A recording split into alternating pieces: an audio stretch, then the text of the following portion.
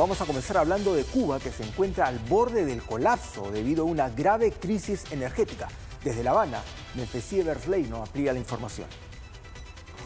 La crisis de combustible en Cuba marca hoy uno de los momentos más tensos para la vida cotidiana y la economía del país. Las afectaciones se sienten en las calles, en los hogares y en sectores clave de la producción y los servicios. En las últimas semanas se ha profundizado la escasez de gasolina y diésel. Muchas estaciones de servicio permanecen cerradas o sin suministro estable, mientras conductores de todo el país realizan largas colas de varias horas frente a los servicentros a la espera de abastecimiento. El impacto social es visible en la movilidad diaria, se ha reducido el transporte público, aumentan los tiempos de espera en paradas y terminales y suben las tarifas en los medios privados. A ello se suma la afectación a la generación eléctrica, que depende en gran medida de estos combustibles. Los apagones son más prolongados y frecuentes y repercuten en la rutina de millones de familias cubanas.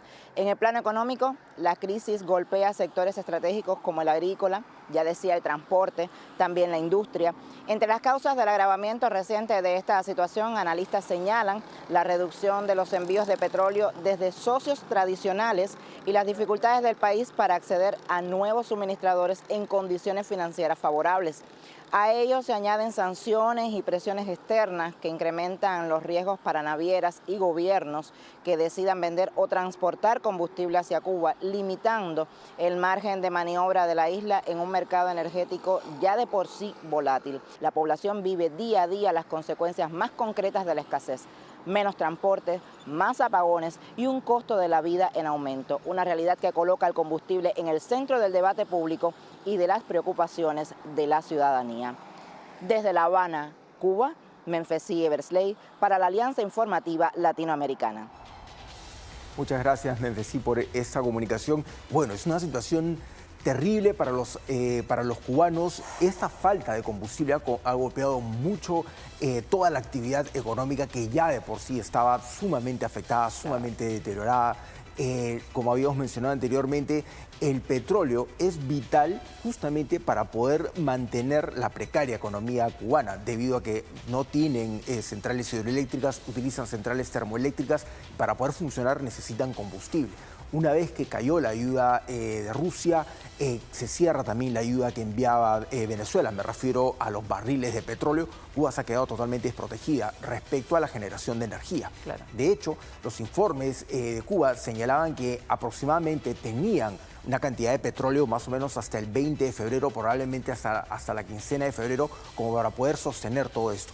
Estos cortes continuos de energía eléctrica obedecen a que ya se les están acabando estas reservas. Pero hay que tener en cuenta que ya se había revelado anteriormente que había una ola de apagones en Cuba debido a la misma infraestructura para transportar la electricidad estaba totalmente deteriorada. Entonces ya había muchos problemas con esto.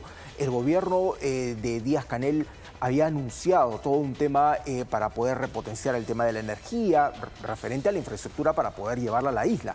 El tema también del agua. Al ser una isla no tiene suficientes fuentes hídricas para poder abastecer de agua a toda la población. Tampoco hay agua. Hay lugares en Cuba donde tienen más de 20 días que no llega agua, ni una gota de agua. O sea, no hay agua para cocinar, para asearte. Hay toda una serie de problemas con el abastecimiento de medicinas. Mucha gente aquí habla así, que deberían aprender de la situación de los hospitales en Cuba. Los médicos cubanos son los mejores del mundo. Eso es indiscutible. Son muy buenos profesionales, pero yo quisiera que alguna de estas personas se atienda alguna vez en un hospital en Cuba, donde las agujas que son descartables se tienen que usar una y otra vez porque no hay. Porque cuando ves estas pequeñas mangueritas en las que te pueden poner suero o cualquier otro medicamento intravenoso, también se lavan y se tienen que utilizar una y otra vez. Algunas ya están amarillas de tanto que se han utilizado. Los mismos cubanos, cualquier persona que conversa con un cubano te puede contar de primera mano cómo es vivir en la isla bajo este régimen. O sea, hablan de la alimentación, que nadie se muere de hambre. Obviamente no se mueren de hambre porque son expertos rebuscándosela.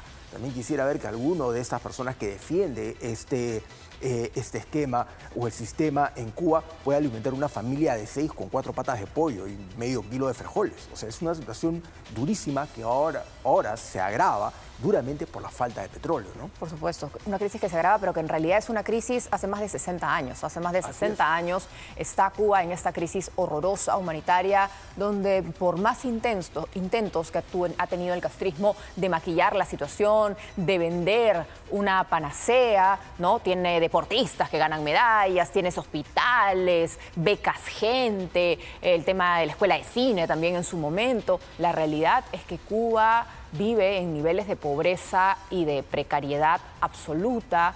Y ya no hablamos solo de la falta de libertad, sino hablamos de la falta real de alimento, de agua, de insumos básicos para poder tener medianamente una vida digna.